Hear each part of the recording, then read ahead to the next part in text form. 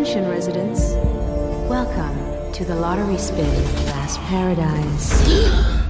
Come on! I'm looking for you! Good job!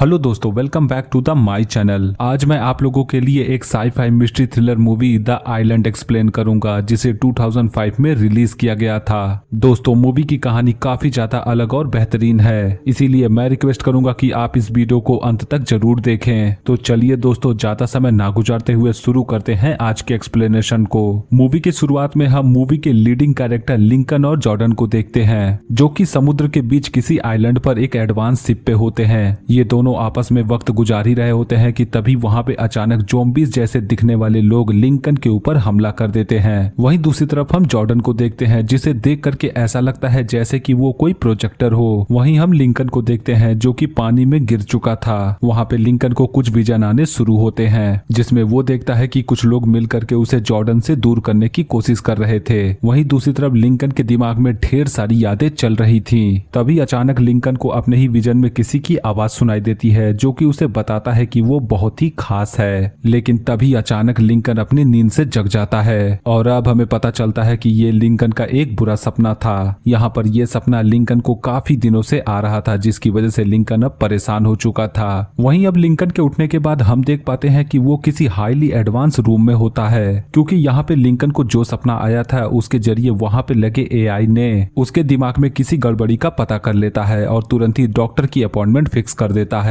और अब हमें पता चलता है कि लिंकन एक एडवांस लैब अर्थकॉन में होता है, जहां पर उसकी ही तरह कई और लोग होते हैं, जिनके ऊपर कैमरों के जरिए नजर बनाई गई थी। तभी यहाँ पे हम देख पाते हैं कि लिंकन और बाकी सभी लोग जो लैब में रह रहे होते हैं, उनको एक ही जैसे कपड़े दिए जाते हैं, जिन्हें पहन करके लिंकन वहां से बाहर आता है। और बाहर आने के बाद हम हजारों लोगों को उस लैब में देख पाते हैं, जिसमें ढेर सारी लड़कियां भी होती हैं। वहीं किसी कारण से दो अपोजिट जेंडर को एक दूसरे से बात करने की इजाजत नहीं होती है। वहीं हमें पता चलता है कि लैब में जो भी लोग रहते हैं उनकी हेल्थ का और डाइटिंग का काफी ज्यादा ख्याल रखा जाता है। वहीं दूसरी तरफ यहाँ के नियम भी काफी ज्यादा सख्त होते हैं और कोई भी इनके नियमों का उल्लंघन करता है तो उसे कड़ी से कड़ी सजा दी जाती है। जिसके बाद अब अगले सीन में हम जॉर्डन को देख पाते हैं। यहाँ पे लैब के नियम के अनुसार किसी को भी एक दूसरे से बात करने की इजाजत नहीं होती है, लेकिन यहाँ पे लिंकन और जॉर्डन एक दूसरे से बातें करते हैं और ये देखने के बाद लैब के लोग उसे बात करने से मना करते हैं। वहीं अगले सीन में हम वहां पे एक टीवी स्क्रीन पे एक ऐड चलते हुए देखते हैं, जहां पे हमें दिखाया जाता है कि लैब में कोई अनजान इंसान एक लॉटरी जीतता है और ये लॉटरी जीतने वाले को किसी खास तरह के आइलैंड पे जाने का मौका मिलता है, क्योंकि अब हमें बताया जाता है कि पृथ्वी पे बाहर की दुनिया अब रहने लायक नहीं रही। यहाँ पे बाहर का वातावरण काफी ज्यादा जहरीला होता है और अब पूरी पृथ्वी पर इतने ही लोग बचे हैं जो कि इस लैब में मौजूद हैं। पर यहाँ पे एक आइलैंड ऐसा होता है जहाँ पर कोई भी दिक्कत नहीं होती है, वहाँ की हवा सांस लेने लायक होती है। पर लैब के लोगों को वहां पे जाने का मौका तभी मिलता है जब वो खास तरह की इसी लॉटरी को जीतते हैं और जो भी इसका विनर होता है उसे ही उस आइलैंड पे जाने का मौका मिलता है। लेकिन अब हमारे मन में सवाल आता है कि अगर बाहर की दुनिया रहने लायक नहीं है तो लैब के लोगों को इतने नियम से क्यों रहने दिया जाता है। वहीं दूसरी तरफ यहाँ पे रह रहे लोगों के हेल्थ का इतना ध्यान क्यों रखा जाता है। वहीं सबसे बड़ी बात कि मूवी की शुरुआत में लिंकन को दिखा वो विजन आखिर क्या है। इन सभी सवालों के जवाब आपको आगे के प्लॉट में मिलेगा। जिसके बाद ये सीन यहीं पे कट हो जाती है। अब अगले ही सीन में हम स्टार्कवेदर नाम के एक आदमी को देखते हैं, जो कि इस बार ये लॉटरी जीता था। वहीं दूसरी तरफ हम एक आदमी को देखते हैं जिसने कई सालों से कोई भी लॉटरी नहीं जीती थी और अब स्टार्कवेदर के लॉटरी जीतने की वजह से वो बुरी तरह गुस्से में आ जाता है और वहाँ की स्क्रीन को तोड़ देता है। और अब उसका ये बिहेवियर देख करके लैब के सिक्योरिटी के लोग उसे वार्निंग देते हैं कि अगर आगे से उसने ऐसा किया तो उसे यहाँ से बाहर निकाल दिया जाएगा। और अब अगले ही सीन में हम लैब के हेड मिस्टर मैरेक को देखते हैं, जो कि लिंकन को अपने पास बुलाते हैं, क्योंकि उन्हें पता चल गया था कि लिंकन जॉर्डन की तरफ अट्रैक्ट हो रहा था, जबकि यहाँ पे किसी भी अपोजिट जेंडर से बात करने की मनाही होती है। अब बातचीत के दौरान मैरेक लिंकन से उसके विजन के बारे में पूछते हैं, जहाँ पे अब हमें पता चलता है कि मैरेक लिंकन के विजन में कुछ खास ही दिलचस्पी दिखा रहे थे। यहाँ पे लिंकन मैरेक को बताता है कि उसे ये सपना कई दिनों से आ रहा है, जहाँ पे हर हर बार वो अपने आप को उसी बोट पे जॉर्डन के साथ देखता है। और अब ये जानने के बाद मैरिक लिंकन से उस बोट की एक तस्वीर बनाने के लिए बोलता है, जिसके बाद लिंकन उस बोट की तस्वीर को एकदम हूबहू बना देता है, जिसे देख करके मैरिक भी हैरान हो जाते हैं, क्योंकि जिस डिटेलिंग से लिंकन ने उस बोट की तस्वीर बनाई थी, ऐसा लगता है कि वो लिंकन के केवल सपने नहीं है बल्कि उसकी यादों का ही एक हिस्सा है। और अब डॉक्टर मैरिक लिंकन के दिमाग की जांच करने के लिए लिंकन के दिमाग में कुछ हाईली एडवांस नैनोबॉट्स इम्प्लांट करता है, जो कि अब लिंकन के ब्रेन को स्टडी करेंगे।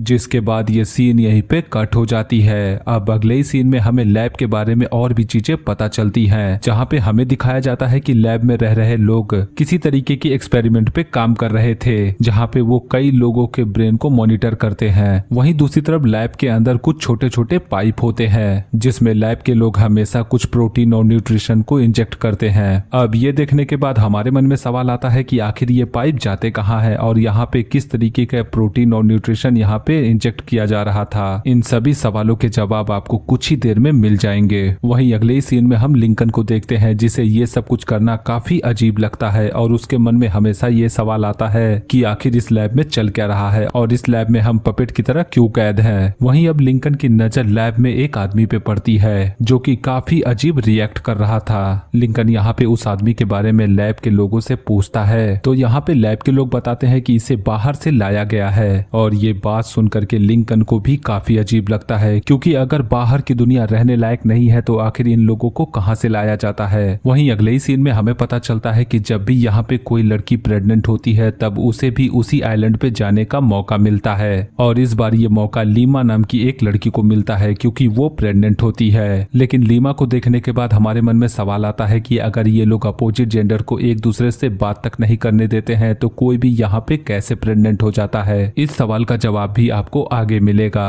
अब ये सब कुछ देख करके लिंकन को शक हो जाता है, इसीलिए वो अपना सिस्टम शट डाउन कर देता है ताकि वो आसानी से लैब के रिस्ट्रिक्टेड एरिया में जा सके। यहाँ पे लैब के रिस्ट्रिक्टेड एरिया में लैब के टेक्नीशियन काम करते थे। वहीं पे जेम्स नाम का एक टेक्नीशियन होता है, जो कि लिंकन का काफी अच्छा दोस्त बन गया था। जिसके बाद अब अगले ही सीन में लिंकन जेम्स के पास पहुंचता है और वहां पहुंच करके वो उसे बताता है कि यहाँ पे कुछ गड़बड़ चल रही है। लेकिन यहाँ पे जेम्स लिंकन को यहाँ पे देख करके डर जाता है, क्योंकि लैब के लोगों का रिस्ट्रिक्टेड एरिया में आना मना होता है। और अब इन दोनों की कॉन्वर्जेशन से हमें पता चलता है कि लैब के लोगों को बाहर के बारे में कोई भी जानकारी नहीं दी गई थी। यहाँ पे लिंकन को काफी क्यूरियोसिटी होती है लैब के बाहर की दुनिया के बारे में जानने का। लेकिन यहाँ पे जेम्स बताता है कि वो जितना कम जाने उतना ही उसके लिए अच्छा है। इतना बोलने के बाद जेम्स उसे वहाँ से जाने को बोलता है। वहीं जब लिंकन बाहर जा रहा था तभी अचानक उसकी नजर एक फ्लाई पे पड़ती है, जो कि शायद बाहर से यहाँ पे आ गई थी। और अब लिंकन उसे देख करके काफी हैरान होता है, क्योंकि अगर लैब के हिसाब से बाहर की दुनिया रहने लायक नहीं है तो आखिर ये फ्लाई कहाँ से आई। और अब लिंकन उस फ्लाई को अपने ही मैच बॉक्स में बंद कर लेता है ताकि वो उसके बारे में पता कर सके। और अब अगले ही सीन में हम जेम्स को देखते हैं, जो कि कंप्यूटर सिस्टम को ठीक करने के लिए एक कमरे में आता है। तभी उसकी नजर वहाँ पे कुछ डॉक्टर्स पे पड़ती है, जो कि किसी पॉलीथीन बैग जैसी चीज से कोई लिक्विड बाहर निकालने के बाद उसमें से कोई इंसान को बाहर निकालते हैं, जो कि दिखने में काफी ज्यादा अजीब होता है। वहीं दूसरी तरफ जेम्स ये सब कुछ देख करके काफी हैरान होता है, क्योंकि डॉक्टर उस आदमी को एक बेहतरीन प्रोडक्ट बताते हैं और उसके ऊपर किसी तरीके का कोड प्रिंट करने के बाद उसे लैब में भेज देते हैं। वहीं दूसरी तरफ हम नोटिस कर पाते हैं कि वो पॉलीथीन बैग उन्हीं पाइप से कनेक्टेड होता है, जिस पाइप में लैब के लोग प्रोटीन और न्यूट्रिशन को इंजेक्ट कर रहे थे। यानी कि वो सारी मॉनिटरिंग और वो न्यूट्रिशन के इंजेक्शन इन्हीं को फीड करने के लिए होता है। वहीं अब जेम्स को इसके बारे में पता चल चुका था, पर लैब के लोगों को इसकी कोई भी जानकारी नहीं होती है। जिसके बाद ये सीन यहीं पे कट होकर के लिंकन की तरफ मुड़ जाती है, जो कि इस टाइम जॉर्डन के साथ में होता है। वहीं आज की आई हुई लॉटरी में जॉर्डन का नाम आ जाता है, जिसे देख करके जॉर्डन अब काफी खुश हो जाती है। लेकिन यहाँ पे लिंकन ये देख करके काफी निराश होता है, क्योंकि उसकी इकलौती दोस्त अब यहाँ से चली जाएगी। और अब उसी रात को जब लिंकन सो रहा होता है तब उसे एक भयानक सपना आता है, जिसमें वो देखता है कि लैब के लोग उसे मारना चाहते हैं, जिसकी वजह से अब अचानक से लिंकन की नींद खुल जाती है। नींद से उठने के बाद अब लिंकन को काफी ज्यादा अजीब लग रहा था, इसीलिए अब वो लैब के बारे में जानने के लिए तुरंत ही बाहर आता है और उसी फ्लाई को लेकर के रिस्ट्रिक्टेड एरिया में आकर के उसे छोड़ देता है और उसका पीछा करने लगता है कि आखिर ये फ्लाई जाता कहाँ है। और अब लिंकन उसका पीछा करते हुए मेडिकल सप्लाई रूम में पहुंच जाता है, जहाँ पहुंच करके उसे उसे कुछ तो गड़बड़ महसूस होती है, इसीलिए वो सभी लोगों से बचते हुए एक कमरे में आ जाता है जो कि एक ऑपरेशन थिएटर होता है। और अब उसे वहाँ पे वही लीमा नाम की लड़की दिखाई देती है जो कि कुछ दिन पहले लॉटरी को जीता था। यहाँ पे लिंकन देखता है कि लीमा की डिलीवरी होती है और वो एक स्वस्थ बच्चे को जन्म देती है। वहीं अब बच्चे को देखने के बाद लीमा काफी ज्यादा खुश होती है कि उसे अब आइलैंड जाने का मौका मिलेगा। पर लीमा को क्या पता कि आज उसकी किस्मत खराब है, क्योंकि अब देखते ही देखते लैब के लोग उसे पॉइजन का इंजेक्शन दे देते हैं, जिसकी वजह से उसकी वहीं पे तड़प के मौत हो जाती है। और ये देख करके लिंकन के होश उड़ जाते हैं। वहीं अगले ही सीन में हम देखते हैं कि लीमा के बच्चे को लीमा जैसी ही दिख रही किसी और लड़की को डोनेट कर दिया जाता है। और ये सब कुछ देख करके लिंकन को समझ में नहीं आता है कि आखिर यहाँ पे चल क्या रहा है। वहीं अब लिंकन आगे बढ़ता है और एक जगह आकर के रुक जाता है जहाँ पर उसकी नजर एक रिसेप्शनिस्ट पे पड़ती है जो कि किसी डिलीवरी बॉय से बातें कर रही थी कि उसने पहली बार अपने फेमस फुटबॉल प्लेयर को अपने आंखों से देखा। और अब हमें पता चलता है कि मूवी की शुरुआत में जिस आदमी ने लॉटरी जीती थी ये वही प्लेयर होता है। वहीं दूसरी तरफ लिंकन उसी प्लेयर को देखता है जिसकी कोई सर्जरी की जा रही थी, लेकिन अब सर्जरी के ही बीच में अचानक से ही उसे होश आ जाता है और अपने शरीर पे कट का निशान देख करके उसे कुछ गड़बड़ महसूस होता है। इसीलिए वो तुरंत ही वहां से भागने की कोशिश करता है, पर थोड़ी ही देर बाद लैब के लोग उसे पकड़ लेते हैं और वापस से ऑपरेशन थिएटर में ला करके वो उसका लीवर निकाल लेते हैं, जिसके बाद लैब के लोग उसे भी जान से मार देते हैं। वहीं उसके शरीर से निकले हुए लीवर को किसी और लोकेशन के लिए डिस्पैच कर देते हैं। और अब लिंकन ये सब कुछ देख करके सारी बातें समझ चुका था, इसीलिए वो तुरंत ही जॉर्डन को इतला करने के लिए भागता है, क्योंकि जॉर्डन ने भी वही लॉटरी जीत ली थी। और यहाँ पे लिंकन को समझ में आता है कि शायद जॉर्डन के साथ भी कुछ ऐसा ही होगा। लिंकन जॉर्डन के पास पहुंच करके यहाँ की सच्चाई बताने की कोशिश करता है, लेकिन जॉर्डन को कुछ भी समझ में नहीं आता है, इसीलिए वो तुरंत ही जॉर्डन को लेकर के वहां से भागने की कोशिश करता है। वहीं दूसरी तरफ हम लैब के लोगों को देखते हैं जो कि सीसीटीवी के जरिए जान जाते हैं कि लिंकन को अब लैब के बारे में काफी कुछ पता चल चुका है, इसीलिए वो तुरंत ही उसे पकड़ने के लिए बढ़ते हैं। वहीं दूसरी तरफ लिंकन और जॉर्डन लैब के टनल से होते हुए किसी अजीब से रूम में आ जाते हैं और अब वहां का नजारा देख करके उन दोनों के रोंगटे खड़े हो जाते हैं, क्योंकि अब उस कमरे में लाखों की तादाद में पॉलीथीन बैग में वही इंसान दिखाई देते हैं जिनके अंदर वही न्यूट्रिशन इंजेक्ट किया जा रहा था। वहीं साथ ही में उनके अंदर कोई विजन को भी इम्प्लांट किया जा रहा था। और ये सब कुछ देखने के बाद अब यहाँ पे मूवी का फर्स्ट प्लॉट रिवील होता है, क्योंकि अब हमें पता चलता है कि उस पॉड में जिन इंसानों को रखा गया था उनको जानबूझ करके कुछ विजन दिखाए जाते हैं, जिसके जरिए उनके दिमाग में ये बात डाली जाती है कि वो लोग बहुत ही खास है और उन्हें चुना गया है आइलैंड ले जाने के लिए। लेकिन ये देखने के बाद हमें एक बात समझ में नहीं आती है कि अगर ये विजन इनके अंदर जानबूझ करके डाला गया है तो लैब के बाकी लोगों को कोई भी विजन क्यों नहीं आता है। यहाँ पे इकलौता लिंकन ही होता है जिसे कि हमेशा कोई विजन आते हैं। अब ऐसा क्यों है इसके बारे में हमें आगे पता चलेगा। और अब लिंकन और जॉर्डन वहां से भागते हुए लैब के एग्जिट डोर से बाहर निकल जाते हैं और अब बाहर आने के बाद उन्हें वही आइलैंड दिखाई देता है जहाँ पे ले जाने की बात इन्हें लॉटरी में की जाती है। लेकिन अब कुछ ही दूर आगे बढ़ने के बाद वो आइलैंड अचानक से ही गायब हो जाता है और लिंकन और जॉर्डन अपने आप को एक कमरे में पाते हैं। और अब मूवी का सेकंड प्लॉट रिवील होता है, क्योंकि अब हमें पता चलता है कि यहाँ पे कोई भी आइलैंड एग्जिस्ट नहीं करता है और यहाँ पे जो भी आइलैंड इन लोगों को लैब के अंदर दिखाई देता है वो एक फेक प्रोजेक्शन से क्रिएट किया था जो कि बिल्डिंग के होलोग्राफिक पावर ग्रिड से चलता है। जिसके बाद अब लिंकन और जॉर्डन वहां से तुरंत बाहर निकल जाते हैं और अब बाहर आने के बाद उन्हें एक और सच्चाई पता चलती है, क्योंकि बाहर की दुनिया अभी भी रहने लायक होती है और वहां पे वो आसानी से सांस ले पाते हैं। और यहाँ पे हमें पता चलता है कि लैब के लोगों ने जानबूझ करके ये खबर फैलाई थी कि बाहर की दुनिया अब रहने लायक नहीं है। वहीं अगले ही सीन में हम डॉक्टर मैरेक को देखते हैं जो कि यहाँ पे हुई गड़बड़ी को छुपाने के लिए अपने क्लाइंट को अपने एक न्यू एक्सपेरिमेंट एगनेट के बारे में बताता है। यहाँ पे डॉक्टर मैरेक का कहना होता है कि एगनेट एक रियल लिविंग ऑर्गन है जो कि एक इंसान के शरीर से तब पैदा किया जाता है जब उसका शरीर वेजिटेटिव स्टेट में होता है। यहाँ पे मेडिकल भाषा में वेजिटेटिव स्टेट दरअसल वो अवस्था होती है जिसमें एक इंसान जो कि जिंदा तो होता है पर उसका कोई भी बॉडी पार्ट काम नहीं कर रहा होता है, जिसे हम a chronic state of brain dysfunction बोलते हैं। हैं। यहाँ पे डॉक्टर मैरिक सभी को रिवील करता है कि वो एग्नेट के जरिए इंसान के शरीर में किसी भी बॉडी पार्ट को ग्रो कर सकते हैं, लेकिन हमें पता चलता है कि यहाँ पे डॉक्टर मैरिक झूठ बोल रहा था क्योंकि एग्नेट अभी तक तैयार नहीं था। यहाँ पे मैरिक ऐसा इसलिए करता है ताकि वो लैब से भागे हुए लोगों की सच्चाई को छुपा सके। वहीं अगले ही सीन में हम एल्बर्ट नाम के एक आदमी को देखते हैं जो कि एक एजेंट होता है और उसे मैरिक ने ही हायर किया था लिंकन और जॉर्डन को पकड़ने के लिए। पर यहाँ पे एल्बर्ट कहता है कि उसे पकड़ने से पहले उसे कंपनी के बारे में सब कुछ जानना है और अब मैरिक उसे सारी सीक्रेट बताता है और यहाँ पे मूवी का फाइनल प्लॉट रिवील होता है। दरअसल यहाँ पे अर्थकॉन लैब दुनिया के बड़े लोग जैसे कि एक्टर, पॉलिटिशियन और बड़े बड़े बिजनेसमैन के क्लोन तैयार करता है और जब भी इनकी बॉडीज में कोई भी दिक्कत या फिर कोई भी ऑर्गन इनका फेल होता है तब वो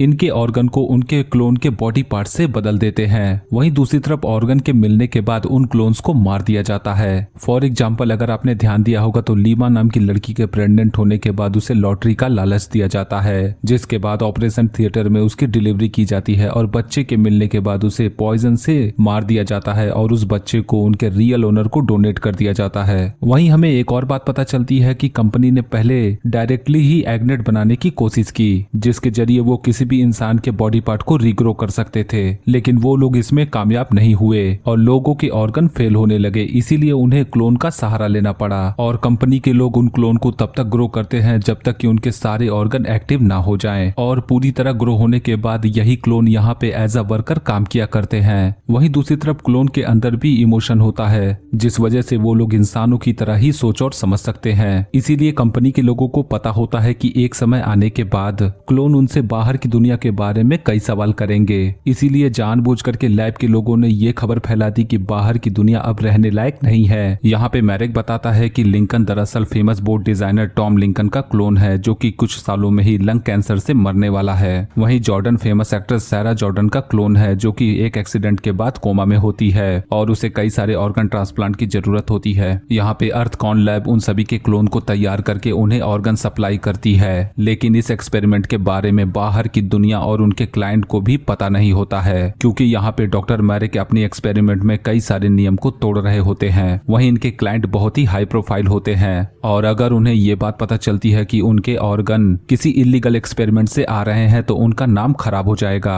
और यही कारण था कि अर्थकॉन लैब बहुत ही सेक्लूटेड लोकेशन पे शिफ्ट होती है और अब एल्बर्ट उन्हें पकड़ने के लिए तैयार हो जाता है। साथ ही वो इस बात के लिए भी मान जाता है कि वो कंपनी के सारे सीक्रेट को अपने तक ही सीमित रखेगा, जिसके बाद ये सीन यहीं पे कट हो जाती है। अब अगले ही सीन में हम लिंकन और जॉर्डन को देखते हैं जो कि वहां से बाहर निकल चुके थे। अब बाहर आने के बाद उन्हें एक रेटल स्नेक दिखाई देता है जिसे देख करके वो लोग बहुत हैरान थे क्योंकि उन्होंने इससे पहले कोई भी रेटल स्नेक नहीं देखा था, लेकिन उसे देख करके वो लोग ये समझ जाते हैं कि बाहर भी इंसान अभी भी जिंदा होंगे। वहीं आगे बढ़ने के बाद लिंकन को एक बोर्ड साइन दिखाई देता है, तब उसे कुछ याद आता है और वो तुरंत ही अपना मैच बॉक्स निकालता है जो कि उसे जेम्स ने दिया था। लिंकन नोटिस करता है कि उस मैच बॉक्स पर किसी जगह की लोकेशन होती है और ये देखने के बाद लिंकन को ये समझ में आता है कि शायद वहाँ पे जेम्स मिल सकता है, इसीलिए वो तुरंत ही उसी लोकेशन की तरफ बढ़ते हैं। आगे जाने पर वो एक पब में पहुंचते हैं और अब वहाँ आने के बाद लिंकन की मुलाकात जेम्स से हो जाती है। वहीं जेम्स इन दोनों को देख करके काफी परेशान होता है क्योंकि उसके हिसाब से उन्हें इस दुनिया में नहीं होना चाहिए, क्योंकि अगर लैब के लोगों को पता चलता है कि जेम्स उन दोनों से मिला है तो उसकी जान को खतरा हो सकता है। लेकिन यहाँ पे लिंकन और जॉर्डन रिक्वेस्ट करने लगते हैं उसे सारी सच्चाई बताने के लिए, जिसके बाद अब जेम्स उन्हें सारी सच्चाई रिवील करता है। वहीं सच्चाई जानने के बाद इन दोनों के पैरों तले जमीन खिसक जाती है क्योंकि उन्हें पता चलता है कि वो रियल इंसान नहीं है, लेकिन उनके पास यहाँ पे सोचने का वक्त नहीं होता है, इसीलिए वो जेम्स से कहते हैं कि वो उन्हें उनका एड्रेस दे जो कि इनके रियल ओनर है, ताकि ये दोनों अपने रियल ओनर से मिल करके कंपनी की सीक्रेट को बता सकें। अब यहाँ पे जेम्स ऐसा करना तो नहीं चाहता है पर उसे उन दोनों के हालत पे तरस आ जाता है, इसीलिए वो उसकी मदद करने की तय करता है। जिसके बाद जेम्स अब उन दोनों को अपना क्रेडिट कार्ड और कुछ कैश दे करके बाहर की दुनिया के बारे में बताता है। वहीं अगले ही सीन में ये सभी लोग रेलवे स्टेशन पे होते हैं जहाँ पे जेम्स उन्हें रिवील करता है कि यहाँ से ट्रेन उन्हें लॉस एंजलिस तक ले जाएगी जहाँ पे उनके रियल ओनर रहते हैं। अब ये लोग आपस में बात कर ही रहे थे कि तभी वहाँ पे एल्बर्ट और उसके साथी आ जाते हैं जो कि उन्हें ट्रैक करते हुए यहाँ तक पहुँच गए थे।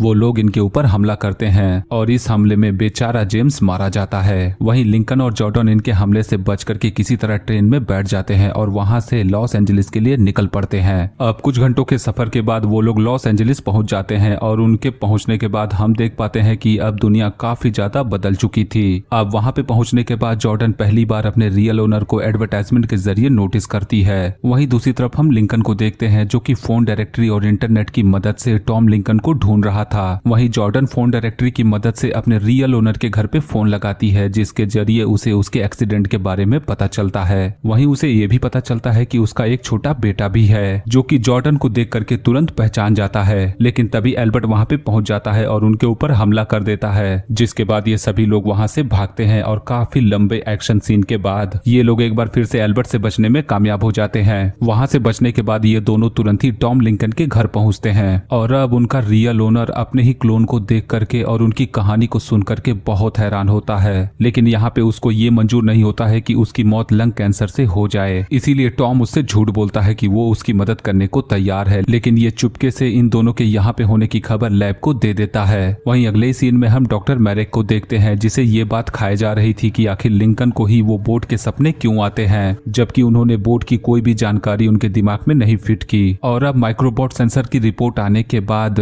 डॉक्टर मैरेक को पता चलता है कि लिंकन का दिमाग उसके पॉट के समय से कहीं ज्यादा आगे बढ़ चुका है और अब उसे रियलाइज होता है कि ये सारी मेमोरी लिंकन की नहीं है बल्कि उसके रियल ओनर की है। और अब डॉक्टर मैरेक ये जानने के बाद तुरंत ही जनरेशन 3 में बने हुए सारे क्लोन को एक साथ खत्म करने का ऑर्डर दे देता है, क्योंकि उसके हिसाब से अगर लिंकन को उसके ओनर की मेमोरी याद आ सकती है तो बाकी क्लोन के अंदर ये डेवलपमेंट हो सकता है। वहीं दूसरी तरफ हम लिंकन को देखते हैं जो कि अपने रियल ओनर टॉम के साथ में होता है और अब टॉम उसकी मदद करने के लिए लिंकन को अपने साथ चलने को बोलता है। लेकिन जॉर्डन को उसके ऊपर शक हो जाता है, इसीलिए वो लिंकन को वहां पे जाने से मना करती है। लेकिन यहाँ पे लिंकन का कहना होता है कि उनके पास और कोई रास्ता नहीं है, इसीलिए वो जॉर्डन को बोलता है वहीं पे रहने के लिए और उसके बाद वो अपने रियल ओनर के साथ निकल जाता है। और अब इन दोनों के बाहर आते ही एल्बर्ट इन्हें ट्रैक कर लेता है और इनका पीछा करने लगता है और थोड़ी ही देर बाद एल्बर्ट इन्हें गन पॉइंट पे पकड़ लेता है। लेकिन यहाँ पे उन दोनों की शक्लें एक जैसी थी, इसीलिए वो रियल लिंकन का पता नहीं कर पाता है। अब इस बात का फायदा उठा करके लिंकन तुरंत ही अपने ब्रेसलेट को अपने रियल ओनर के हाथ में पहना देता है, जिस वजह से अब एल्बर्ट उसे लिंकन समझ करके शूट कर देता है, जिसकी वजह से उसके ओनर की जान चली जाती है। और अब एल्बर्ट उसे रियल लिंकन समझ करके उससे बातें करता है, क्योंकि उसके हिसाब से उसका क्लोन मारा गया पर रियलिटी में वही क्लोन होता है। और अब लिंकन टॉम की जगह लेकर के उसके घर में रहने लगता है। वहीं दूसरी तरफ एल्बर्ट के लोग अब भी जॉर्डन को ढूंढ रहे होते हैं। वहीं अब अगले सीन में लिंकन को मैरेक का कॉल आता है कि उसे फिर से डीएनए स्कैन के लिए आना पड़ेगा, क्योंकि यहाँ पे मैरेक को भी ऐसा ही लगता है कि लिंकन मारा गया, इसीलिए मैरेक को उसका नया क्लोन तैयार करना पड़ेगा। वहीं मैरेक उससे झूठ बोलता है कि जनरेशन 3 के सभी क्लोन्स के अंदर कोई इन्फेक्शन फैल गया है, इसीलिए उन सभी लोगों को रिक्रिएट करना पड़ेगा।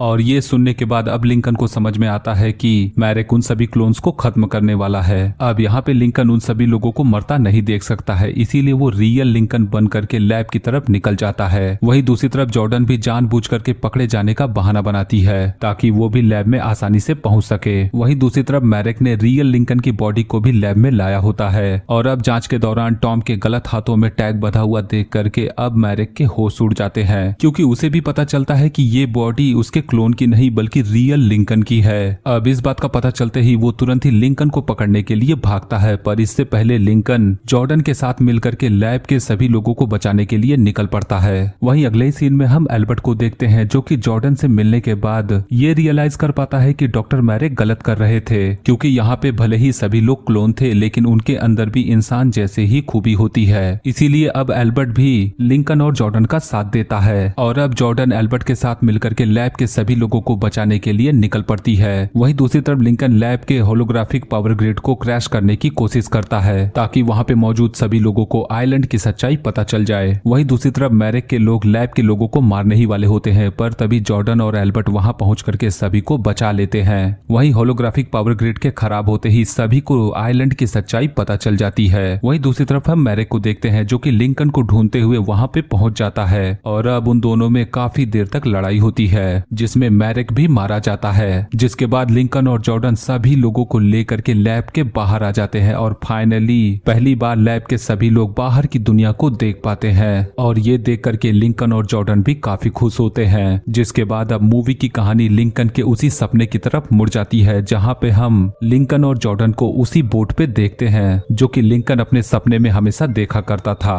और इसी इनकम्प्लीट एंडिंग के साथ ही ये मूवी यहीं पे एंड हो जाती है। अब दोस्तों मूवी के एंड होने के बाद आप लोगों के मन में कई सवाल होंगे, जैसे कि इन सभी क्लोन के आजाद होने के बाद इनका क्या होगा, क्या उन्हें भी बाकी लोगों की तरह समाज में रहने का मौका मिलेगा या फिर वो हमेशा ही एक लैब के प्रोडक्ट बन के रह जाएंगे। तो अगर आपने ध्यान दिया होगा तो उन सभी क्लोन में यूएस प्रेसिडेंट का भी एक क्लोन होता है और इस बात का पता लिंकन को तब चलता है जब वो टॉम के घर में होता है, जहाँ पे वो प्रेसिडेंट को स्पीच के दौरान देख पाता है, जिसे देखने के बाद लिंकन का कहना होता है कि अगर वो लोग प्रेसिडेंट के पास जाएं और अपनी कहानी बताएं तो शायद वो उनकी मदद कर सके। वहीं मूवी के एंडिंग के हिसाब से हम यही अंदाजा लगा सकते हैं कि यहाँ से बचने के बाद लिंकन सभी क्लोन को लेकर के प्रेसिडेंट के पास जाएगा, जहाँ पे प्रेसिडेंट उनकी मदद करेंगे और इन सभी क्लोन को इंसानों की तरह ही समाज में रहने का मौका मिलेगा। वहीं आखिरी सवाल कि आखिर लिंकन को ही उस बोट के सपने क्यों आते हैं और उसे सपने में जॉर्डन क्यों दिखाई देती है। तो अगर आपने ध्यान दिया होगा तो उस बोट को लिंकन के ओनर ने ही डिजाइन किया था।